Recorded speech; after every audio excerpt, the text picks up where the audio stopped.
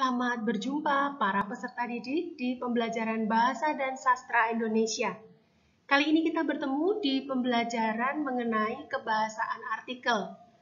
Video sebelumnya sudah Ibu jelaskan mengenai struktur artikel.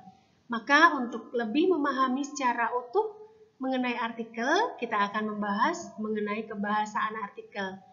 Silakan disiapkan buku catatan kalian dan juga buku paket kalian dari pemerintah agar kalian bisa lebih memahami apa yang Ibu sampaikan. Mari kita mulai saja pembelajaran kita pada hari ini mengenai kebahasaan artikel. Sebuah artikel atau buku ilmiah memiliki unsur kebahasaan. Yang pertama adalah adverbia. Adverbia ini bisa juga disebut kata keterangan.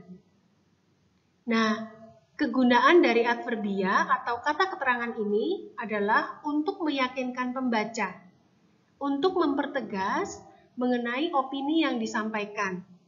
Kata-kata yang dipakai, contohnya, selalu, biasanya, sebagian besar, sering, kadang-kadang, dan jarang.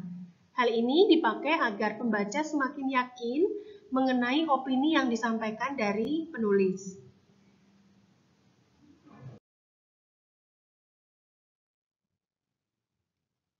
Yang kedua adalah konjungsi. Konjungsi ini disebut juga kata hubung. Pengertiannya, konjungsi adalah kata atau ungkapan yang menghubungkan dua satuan bahasa yang sederajat, yaitu kata dengan kata, frasa dengan frasa, klausa dengan klausa, ataupun kalimat dengan kalimat. Nah, kita banyak menjumpai konjungsi di dalam artikel. Ya, contohnya ini, konjungsi yang digunakan untuk menata argumentasi.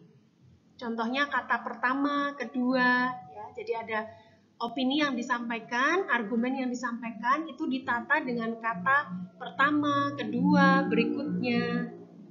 Kemudian konjungsi yang digunakan untuk memperkuat argumentasi. Kata-katanya adalah selain itu, sebagai contoh, misalnya, padahal, justru, begitu. Jadi kalau kalian ada opini, kemudian mau menambahkan, biasanya bisa menggunakan kata selain itu. Kemudian juga bisa memberikan contoh dengan kata sebagai contoh, begitu. Dengan kata hubung sebagai contoh, gitu. Atau misalnya, begitu. Itu memberikan contoh. Dan juga menegaskan ya untuk memperkuat dengan kata padahal. Ya, ada kata padahal atau justru. Yang ketiga, konjungsi yang menyatakan hubungan sebab akibat. Contohnya adalah sejak, sebelumnya, dan sebagainya. Nah, konjungsi sebab akibat ini digunakan di dalam artikel agar lebih jelas pengungkapannya. Kalau memberikan opini, kemudian dijelaskan sebabnya apa, akibatnya apa, itu akan lebih jelas. Kemudian konjungsi yang menyatakan harapan. Biasanya ini opini dari penulis itu disampaikan agar harapan-harapannya itu dapat sampai kepada pembaca. Nah, kata-kata konjungsi yang digunakan adalah supaya, dan sebagainya.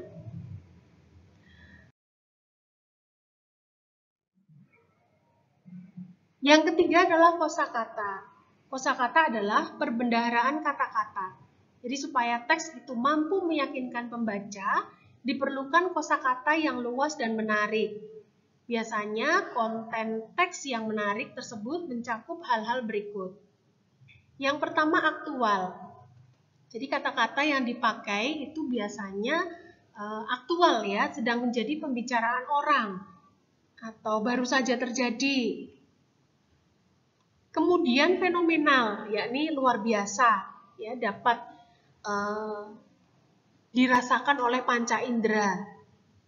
Kemudian editorial, jadi artikel dalam surat kabar yang mengungkapkan pendirian atau sikap dari editor atau pemimpin surat kabar. Ya, itu kosakata-kosakatanya sering dipakai. Kemudian imajinasi, yaitu daya pikir untuk membayangkan, biasanya dalam angan-angan. Yang kelima adalah modalitas, yaitu cara pembicara menyatakan sikap terhadap suatu imajinasi dalam komunikasi antar pribadi. Ini biasanya kata-katanya barangkali, harus, dan sebagainya. Kemudian nukilan, ini kutipan atau tulisan yang dicantumkan pada suatu benda. Selanjutnya adalah tajuk rencana, yaitu karangan pokok dalam surat kabar. Kemudian ada teks opini, yaitu teks yang merupakan wadah untuk mengemukakan pendapat atau pikiran.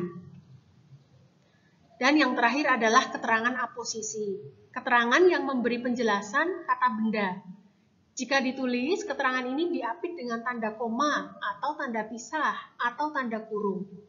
Contohnya, Bu Arya, guru bahasa Indonesia, nah, guru bahasa Indonesia merupakan keterangan aposisi, keterangan penambahan untuk menjelaskan kata benda. Kita akan membahas mengenai pola penyajian artikel. Jadi sebuah artikel itu bisa disajikan dengan beberapa pola ya. Yang pertama adalah pola pemecahan topik. Nah, pola ini memecah topik yang masih berada dalam lingkup pembicaraan yang ditemakan menjadi subtopik atau subbagian yang lebih sempit. Kemudian menganalisisnya masing-masing.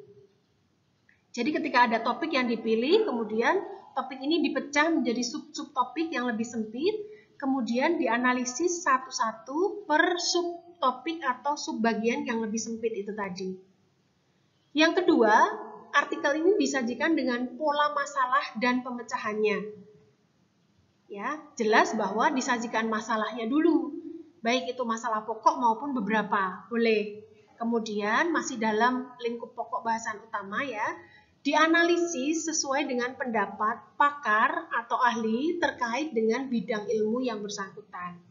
Jadi masalahnya disajikan dulu, baru kemudian pemecahannya ya sesuai dengan pendapat pakar atau ahli. Yang ketiga adalah pola kronologi. Pola ini menyajikan artikel sesuai dengan kronologi ya, urutan, berkesinambungan, ya, berkelanjutan tentang sesuatu yang terjadi. Jadi dipaparkan secara runut dan runtut. Untuk yang keempat, pola pendapat dan alasan pemikiran. Pola ini dipakai jika penulis menyampaikan pendapat atau gagasan atau pendapatnya sendiri. Kemudian baru berargumen secara jelas tentang hal tersebut. Jadi hampir sama tadi dengan yang pola sebelumnya ya, yang ahli tadi ya.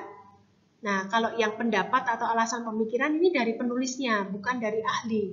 Jadi, gagasan atau pendapat disampaikan dulu, baru kemudian argumennya disampaikan, alasannya disampaikan. Yang kelima adalah pola pembandingan. Nah, pola ini sama seperti gaya penulisan komparatif.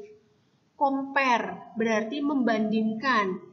Yang dibandingkan adalah dua aspek atau lebih boleh dari satu topik lalu menunjukkan persamaan atau perbedaannya.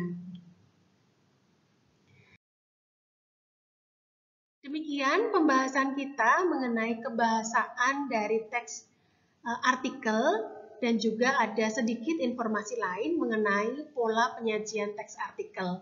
Semoga bermanfaat, semoga bisa membuat kalian lebih memahami mengenai materi kebahasaan teks artikel. Sampai jumpa pada video selanjutnya. Terima kasih.